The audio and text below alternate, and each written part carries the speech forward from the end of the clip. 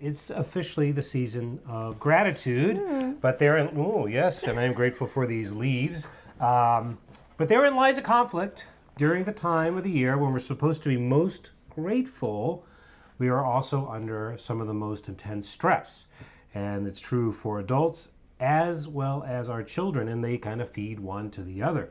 So you could see it in their behavior. You might already be seeing some of this poke up as the Christmas lights and other things start to appear in your neighborhood. They get more, maybe they get a little whinier, a little more hyper, maybe more bedtime battles, arguments with siblings and with you. Just like a flat out attitude of ungratefulness, which is the opposite of what this period is supposed to be about. So it begs the question, are there any Montessori tips that can help through this period of joy and stress? Joy and stress. Well, yeah, there are a lot of Montessori lessons that we can use for our kids that will help them to deal with their stress. The whininess is no joke. I particularly have had this feeling myself when we're in the middle of, gift-giving season, where I don't know if it has happened to you yet. It probably will sometime during your parenthood, where you give your child a gift, or more likely a relative gives your child a gift, and then they're like, thanks. And they kind of like chuck it behind them, or they don't even say thanks. They're just like, oh, it's a blank, and then they go run That's off. right.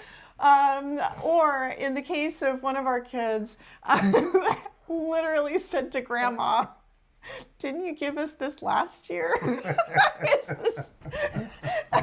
Did you forget you gave us the same gift twice in a row? And we were like, oh, just say Probably thank you. did. And that's okay. Yeah, so just because you raise a Montessori child and you give all of these lessons, I guess I want to just preface this with the fact that because we give these Montessori lessons, it does not mean that we are raising perfect human beings. Okay, No, in any way, of course not. like Yeah. there is a preconception in the Montessori community and larger in the positive and gentle, compassionate parenting community that if we X, our children will become Y.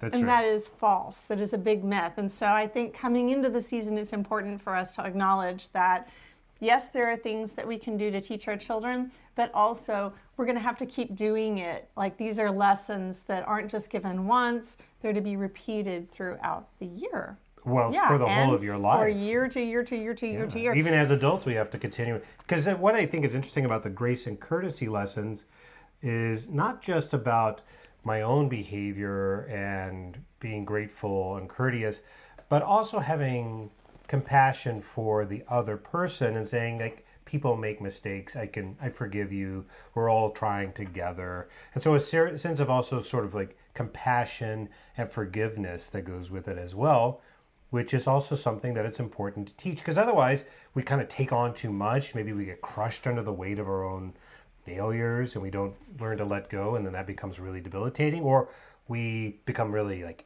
completely narcissistic and we just think like we can run the place. So that is a two-way street, and the grace and courtesy lessons I think are beautiful because they aren't just about your own behavior, but also about how you interact with others and how you see others. It is. So we're talking specifically about the lessons that are in the practical life section of our core curriculum. That's right. For primary, which is right here. Lower elementary does not have a practical life section. A dedicated practical That life. is, it does not have a practical life area because we teach these lessons in primary, and then they are just meant to be continued to be taught again and again. Because elementary children also need to remind themselves of these things and to review them. But there are a lot of lessons in here that actually will help the holiday season. Let's see if we can you skip to I'm gonna take this off so I can see. What? I'm adorning myself with fall. Okay, and I'm going to skip here so we can see. So You found the Grace and Courtesy section. Yeah, so Grace and Courtesy is within the Practical Life section.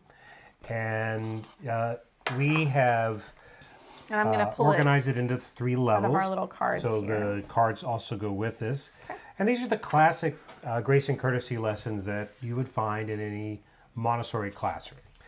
Things like how to blow your nose or wash your hands or say hello or thank you or so forth. And as you can imagine, these are pretty relevant to the season of gratitude. I guess maybe that G should be gratitude and courtesy for the holidays. We can say it's gratitude and courtesy. I actually love that. That's great. Yes. So now we have to come up with gratitude and Christmas. Here we go. Okay, so I've got level 1, something. See. gratitude and courtesy, and I've got level 3, gratitude and courtesy, and I'm just looking for the card here that is level Yeah, so you 2, can see here. gratitude and courtesy, and then we're going to kind of review. We're going to go through some of them with you.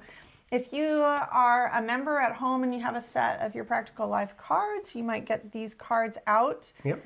And maybe put a little star next to some of these lessons. Is it going to be the very last one? It's always the last place you Or look. did I pass it? Oh, it was just under my stack. Here we go.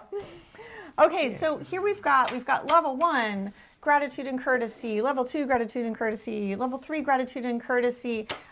So what I'd like to do is start by just reading through these lessons, and then when we come to a lesson that we think will help us through the holiday season, we're going to pause and we'll find it in our book, okay? And underscore, if you're looking for these, if you're in the complete curriculum or the unlimited curriculum, you will have this exact material. You can also find these in the Lesson Explorer, the digital database, and the cards that go with it that you can print out and be using. Okay, so are you ready? I am ready. Okay, number 1, this is in level 1, greeting a friend. Maybe you'll have a Friendsgiving. It's a thing. Yes. So that could be useful. Introducing oneself. Yes. Could be useful if you have people coming over for the holidays that your child has never met before. Maybe there's a great aunt. Yeah, a distant relative is coming to visit, or an old college friend that's having Thanksgiving with you, something like that. Yes. Or just relatives that your child hasn't seen in a long time. That's right. We experienced that ourselves. David has a larger my extended family is a bit smaller. David's is actually quite large, and I'm always a little overwhelmed when we have big gatherings at his mom's house. So for several years we had to our kids had to we had to kind of make those introductions several years in a row because our kids would forget. A whole year goes by, we haven't seen all of those relatives, and then we would have to remind our kids. That's right. No, that's the one with right? the mustache. No, that's the I know, one who's and they short. would have to introduce themselves again because our kids would be a whole year older and they would look totally different, right? So what is under introducing oneself? Because that could be possibly useful if you're in a larger gathering this season. is how you say hello. So the steps would be you're going to, and this might be a good time to say that when you're practicing this, you're going to use role playing, a lot of role playing. So you're going to role play meeting a new person. It could be a doll or the child, and you would say hello to the new person, and then tell them it's nice to meet them. And then the next step is you're going to tell the person your name and ask the person for their name, and then you're going to give them a handshake or a wave or whatever might be appropriate for the circumstances. Maybe a hug if it's a relative or something like that. You know what I love to do with these kinds of things is introducing yourself to a new person can be very intimidating for children. Very, very. A lot of children will hide behind the parents' legs, and if the new person is not understanding of children, it can be a really awkward situation, right? So true. what I like to do with kids is I like to have them role play it first, not with themselves, but with some stuffed animals. Yeah. And so they would, we could even we each could be holding our stuffed animal, and we could say, now we're going to now Bear needs to introduce herself to Giraffe.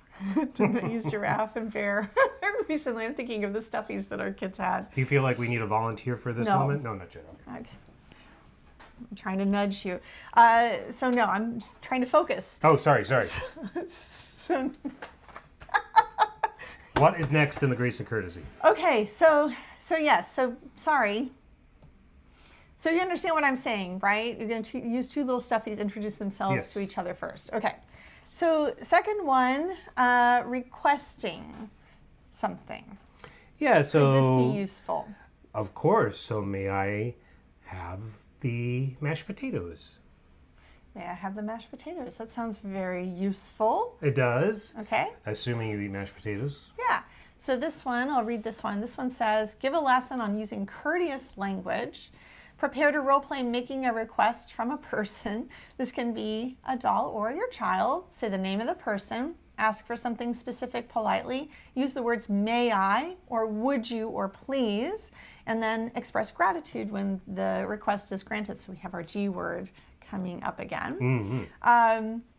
So with this one, I would actually go to the table or wherever you anticipate having this situation occur. Probably, I think your example of having it during a meal where you're passing things around.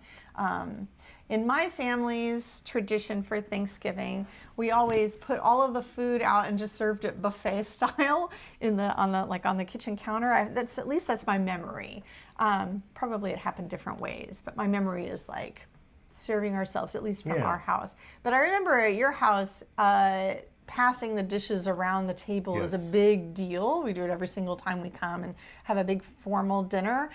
So that skill is actually really important for our kids to know. That's right. Right? Is how to get that pepper, which is on the opposite side of the table, over to you without reaching your arm over and getting your arm in someone else's food, or just like running around to the other side of the table, which our kids would do, right? So that's a really useful one. So you're going to sit down with your kid and you're going to just role play with something that you have in front of you, and you'll just take turns. May I have the cup? You may. Thank you. So that's it. It's really, really simple. All of these Grace and Courtesy lessons are super, super simple. Okay, so the rest of the ones that are on level 1, blowing one's nose, coughing, sneezing, yawning. That might be one we have to reteach. I've been seeing a lot of yawning in public from our teenagers recently. Opening and closing books, decorating the peace table. Talk about the peace table another time. I think we've done another episode on that. Move on to level 2. Level 2 is observing, not interrupting. Super hard with kids. I probably would say this is actually not a good time to teach that one during the holiday season. There's just too many other distractions and stresses. Yes. So teach observing, not interrupting in January or February when things are calmer and your child is a little more focused. Getting someone's attention. This is really hard. It might be helpful during the holidays because there will be a lot of distractions. Well, it can be very noisy at a party if you have. Everybody's situation is different, but I know, like in my family gatherings, there can be a lot of people in a house, and it can get boisterous. And if you need somebody's attention, it can get really hard to get it. It can be. And I remember even as a little kid trying to get someone's attention, and if they're not tuned into you already, then you're just a little nothing, and nobody's they don't see you, like they're busy talking or drinking or whatever they're doing. And so this is a great one, I think, actually for the holidays. Yes, getting someone's attention. And I guess I would also say that if you anticipate your child being in kind of a chaotic environment, going to a party or a big family gathering, I think something that we tried to remember really, really specifically, we would have to kind of remind ourselves to do is to remember that our kids come first when it comes to attention when we're at a party or a large social gathering. It can be embarrassing when you're an adult and your kid is like, daddy, daddy, daddy, daddy, daddy, daddy, right. or like doing gymnastics or jumping on the couch to try, like they will do everything they can to get your attention. You see it unfortunately captured in like viral videos and YouTube and stuff. But I mean, it's actually a sign of stress. If you think about it, if your child is hopping up and down, yanking on your pants, yanking your pants down to get your attention, it means that they're in crisis. They are really, really stressed and they need your attention right then. And their needs are actually more important than what's going on between you and another adult. And I know that we don't always want it to be that way. You know, we want to teach our children to like be polite always, but if your child is like in that frantic nature, like they need you right then. So stop what you're doing, give them your attention, explain that you're talking to another adult, but deal with your kid first. You know, if you're in that stressful situation, there are so many more times ahead of you that you can teach appropriate ways to get attention and ways to have Sometimes patience. you just got to address the fire at hand. Yeah. And I would say like during the holiday season, that's not a time to like be firm with your kid. And I know that we want to as adults, like be firm and like, I am talking, do you see, how many times have you heard that? I hear it on the street all the time or just out in public. I am talking to this person and you are yanking on me and, you know, saying my name over and over again. And can you not see that I'm having a conversation? I will deal with you later. Like that's what our response is, because we get frustrated as adults, and we all get frustrated, and that part is normal. But I think that it's important to realize that there are situations where it's good to teach your kid that lesson, and that environment is a calm, private one. Sure. Not a big public one. Yep. Yeah. All right. So, that's my soapbox on that one. Now it is time. So the next one is expressing gratitude. Definitely relevant to the season. Yes. All right. Let's find that lesson. Right here. Okay. Expressing gratitude. Yeah, so you're going to prepare to role play. You're going to let your child hand you an object that you have requested. Okay, so may I have the cup? Yes, we could do that. Expressing gratitude, right? Yeah. Let your child hand you an object that you have requested. May I have the cup? You may. Okay. And then I'm going to express gratitude by saying something like, thank you, or I appreciate this, or another phrase. Thank you so much. And then we're going to reverse roles and model the words, you're welcome, my pleasure, or other phrases. Okay, so now you're going to request. Now I'm going to request the cup. May I have the cup? Yes. Thank you so much. You're welcome. I appreciate it. Oh, you're welcome. All right. It's a good lesson. And I mean, it seems kind of, a lot of times I think with these grace and courtesy lessons or some of the other lessons in the primary curriculum that aren't quite the traditional academic style, we can feel a little silly because we're like, well, sure, you just say thanks. But you have to teach that if you want to see it. And that goes to your point about finding the right time. These are actually academic lessons. And just as though it would be difficult to give your child a reading lesson in the middle of the Christmas party, it's hard to imagine giving them a expressing gratitude lesson in the middle of the Christmas party. Their brains are not focused in on that. So the time to do it is now or beforehand, and to rehearse and to practice and to actually go through the processes and the steps so that they can remember like, oh, right, first I do this and then I do that. And the sequence will help them feel more comfortable. Yeah, I probably would even preface this with putting out a bunch of you're letting your child choose some objects. Yeah. You know, or maybe even putting them in another room, like put an assortment of objects on your kitchen counter, and then have your child go into the other room to go retrieve them for you, rather than it just being in front of you. Yep. And that could be fun. All right. Yeah. Well. Continue. Okay. Okay, so we'll go through the rest of level 3. Yeah. All right, so waiting in line, probably not something that is important for the holiday season, but could be. I don't know. I think a lot of times we go to performances and shows, the Nutcracker or something like that, and little ones get wiggly as they're waiting to see Santa. Would be another example. That is a good... Yeah, that's a good one. Yeah, so waiting in line is kind of, especially when it's in those kind of high, amped up, like the visit to Santa, or we're going to go see the performance or something like that. Okay, and then asking questions, offering assistance, declining assistance, taking turns, using the peace table. Those are good ones, but they don't really call out to holidays for me. Well, I would say I would disagree that taking turns. I know that games are often a part of my family's tradition, playing games together or the kids playing games together, and knowing how to take turns is really essential to it. Yeah. And then for level 3, we have setting a table. And we're going to talk about that here in a bit with our theme Adorn, which members can find in the member library and the Lesson Explorer. Right. That was from last February. Yep. And then we have welcoming a visitor, which is ringing bells for me with the holiday season, if you might be having visitors come to your house. Offering food.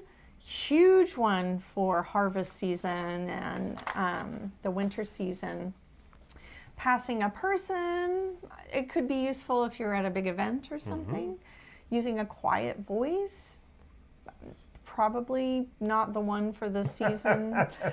Excusing oneself, I think that could be really useful. You're at the table, you're at a formal table, may I be excused? That's probably the only time our kids have used that phrase, may I be excused, is at the formal dining table. Sure. And we didn't really have our kids use that at home. Yeah. But it definitely was something that we taught to be used when we were visiting Grandma. And we knew there was going to be a formal, even though Grandma wouldn't care, we just felt like it was good to teach that kind of polite. It's a sign of grace. Yeah, it is.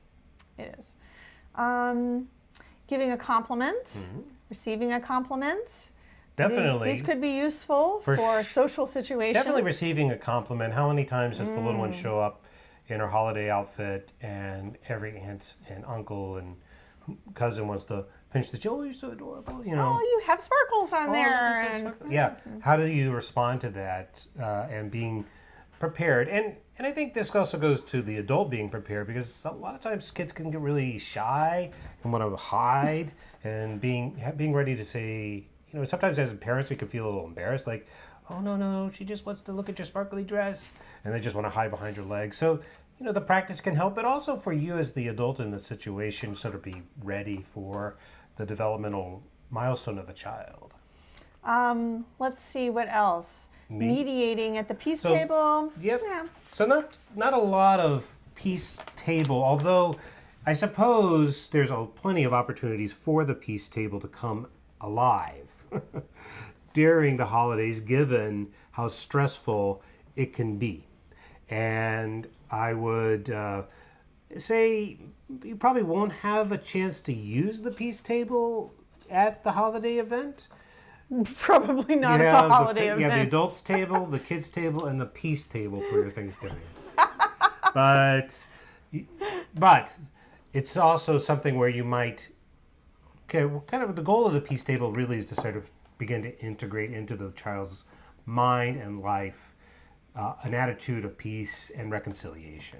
And so even though you probably won't use the literal peace table at a holiday gathering, teaching those skills, it can prepare them to some degree, with the caveat that no child is going to be on good as gold behavior when there's a Christmas tree and a turkey and every cousin that they've never seen before and toys galore and chocolate and all that stuff. Like, you just got to lean into the magic and mischief of the season. Yes, lean into the magic of mystery. Oh, and here's another good holiday tip, is to have a quiet space for your children to go if they need to get some respite and be away from all of the social.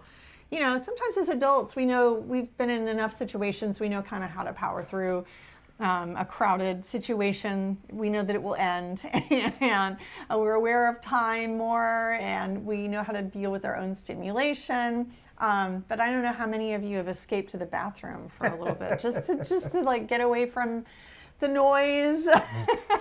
I think those of us who are introverts will really identify with that. That sometimes you just need to get away, and so it's true with kids too. Sometimes kids just need to get away and be a little bit calm down, play with toys. That's something that we always do with our kids. Hello, friend. I'm sorry, Mr. Bunny. Are you mad? You seem like you might be frustrated or mad. I am frustrated. Why? I don't want to talk about it. Oh, but I want to hear about it. Well, I was told that I could come out and help with the lesson. Yes. We love it when you come and help out with a lesson. But you didn't let me come out and help with the lesson. Oh, I'm real mad. Mr. Bunny, I'm so sorry. We were not ready for you at that moment. Yeah. Well, I was ready. I know you were. I can see you're really, really feeling upset. What would make you feel better? I don't know. Would you like to help with a lesson now? Yeah, that'd be nice. Well, I would love that. Okay. Do you want to help us to demonstrate one of the gratitude and courtesy lessons? Yeah, I like that. That'd be good. Okay, well, let's do it. Oh, All okay, right. good. All right, well, let's do the expressing gratitude one. Okay. Is that okay? All right. How do I do this? Let me grab some objects for us. Okay. I have a persimmon. What's that? This is a Fuyu persimmon, which recently I realized there are two main kinds of persimmons, Mr. Bunny. I don't know if you eat persimmons, but one of our members actually ate a persimmon recently. They cut it in half like this and found something magical inside. Do you know what it is? No. A star. Oh, that's a beautiful. There's a star in there? There's a star inside. Wow. Not a real star. But it is the shape of a star. Oh, I like That's that. very cool. So I have a persimmon, and I also, let me think, another object I will get out for us is this. Oh, that's very big. It's pretty cool, isn't it? Wow. I know, it's Is that almost as big as you. Is that an apple? It's not an apple, but it's red, like a lot of apples are. Yeah. Yeah, this is called a pomegranate. Pomegranate. It's really Yeah. cool. The thing I love about pomegranates, well, they taste amazing. They do. So I hope that we can taste one of these a little bit later. Yeah, we're not going to open it right now, but Can I eat we'll it right taste now? later. But look at this. This is a cool part about the pomegranate is you actually can still see where the pomegranate grew from its flower. The other thing that's interesting about pomegranates is that when you cut them open, there's lots of little tiny seeds in there. That's what you eat. Yes, you actually eat the seeds. The You don't fruit eat the outside. The No. fruit is actually around the little seeds. Wow, that's pretty cool, isn't Yeah. it? I think the outside tastes pretty bitter, so I wouldn't want to eat the outside, but it is beautiful. And we have been using these, Mr. Bunny, to decorate our dining table. Oh, that sounds real nice. Yeah, because they're so colorful. So for this lesson, what I would like to do is I am going to ask you for one of these, Okay. and then your job is to retrieve it and give it to me. Okay. Okay? Seems pretty simple, right? All right. Mr. Bunny, would you mind handing me the persimmon? Okay. Here's the persimmon for you. Thank you so much. I really appreciate it. What do I do now? You say you're welcome. Oh, you're welcome. Maybe you'd like to ask this time. Ah, Yeah. Yes. I would like, excuse me, Yes? may I have a persimmon? You may. Oh, Here's your persimmon. thank you very much. You are welcome. It was my pleasure. Yay, I love being useful. Well, I love you being here. Thank you. I also have something very special. I know this is not exactly Grace and Courtesy, but I think it's pretty hilarious. Tell us. Okay. Do you know you can tell that turkeys are actually really good musicians? Turkeys are musicians. Yeah, they're always carrying around their drumsticks. Yay! Well, thanks, Mr. Bunny, for visiting us and sharing that deliciously joke. Deliciously turkeyish. What a turkey of a joke. Thank you, Mr. Bunny.